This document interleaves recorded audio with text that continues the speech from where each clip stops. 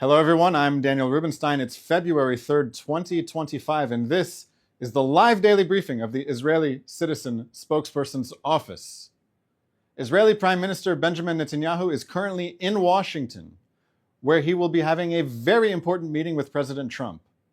The topics that they will discuss are the future of Israel's war against Hamas, the future of Gaza, the fate of the hostages that Hamas has been holding for 486 days now, and a vision for a different Middle East. The United States and Israel have a shared goal. Hamas cannot be the government of Gaza. On October 7th, 2023, Hamas was the government of Gaza. It still is the government of Gaza. For the sake of peace, Hamas cannot be allowed to remain the government of Gaza. Gaza needs a new government that will make peace with Israel, not war with Israel. Hamas and UNRWA are educating the next generation of Gazans to pursue a forever war against Israel. Palestinian children in Gaza deserve to aspire to something other than martyrdom. If Hamas is in power, the children of Gaza will be taught that the best thing that they can do with their lives is to die fighting Israel. If Hamas is in power, peace and coexistence are impossible. Gaza cannot be rebuilt and should not be rebuilt if its government is promising more war that will lead to more destruction. It's common sense. I just wish I heard it from more world leaders. Don't you? Nearly 16 months after the October 7th massacre, Hamas is still holding 79 hostages.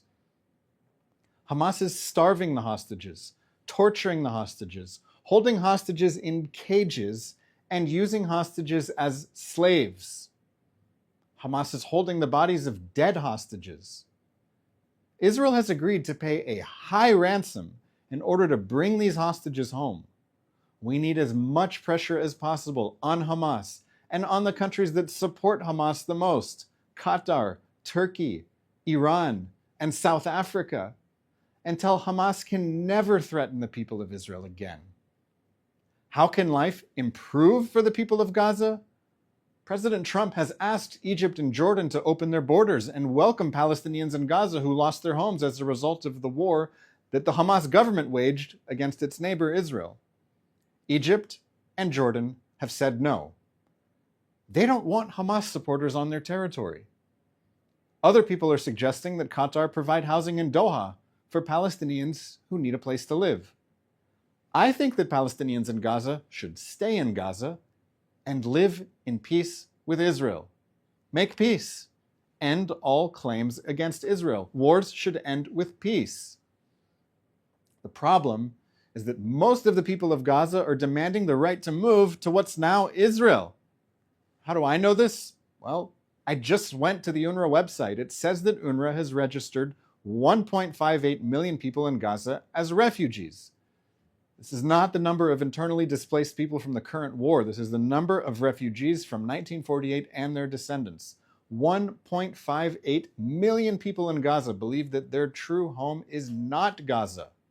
They believe that Gaza is their temporary home until they are able to liberate Palestine. There are around 2 million people in Gaza. This means that most of the people of Gaza believe that their real home is in what's now Israel. It is precisely for this reason that the October 7th massacre was exciting for the people of Gaza. The Hamas invasion of October 7th was the liberation of Palestine in practice. If the Palestinian people believed that the true home of Palestinians who live in Gaza is Gaza, that would be great. Gaza could become a prosperous state, living in peace with Israel. But that's not what Palestinians believe. Palestinians believe that the people in Gaza have the right to invade Israel. It's this idea that needs to die if everyone is going to have a better future.